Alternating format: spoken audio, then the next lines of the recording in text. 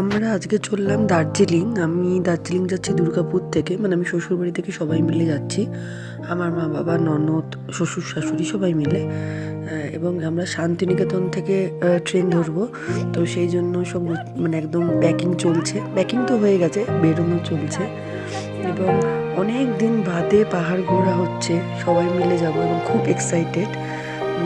এই যে লাগেজগুলো সব তুলে, অলরেডি লেট হয়ে গেছিলো কারণ আমাদের ট্রেন ছিল 11টা। আমরা তো যেতে মোটামুটি দেড় থেকে 2 ঘন্টা লাগে। আমরা বেরিয়েছিলাম 8:30 নাগাদ, 8:30 পৌনে 9টা নাগাদ, কিন্তু যাই হোক ঠিকঠাক টাইমেই পৌঁছে গেছিলাম, বরং আগেই গেছিলাম, ভেবেছিলাম লেট হবে। তারপর শান্তিনিকেতনে যখন দেখলাম হাতে টাইম আছে, তখন মহামায়া বলে একটি হোটেলে রাত্রিবেলা ডিনার কমপ্লিট করে নিলাম। নিয়ে তারপর ট্রেনের জন্য ওয়েট করছিলাম। ট্রেন মোটামুটি রাইট টাইমেই ছিল, খুব একটা লেট ছিল না, 10-15 মিনিট এদিক ওদিক।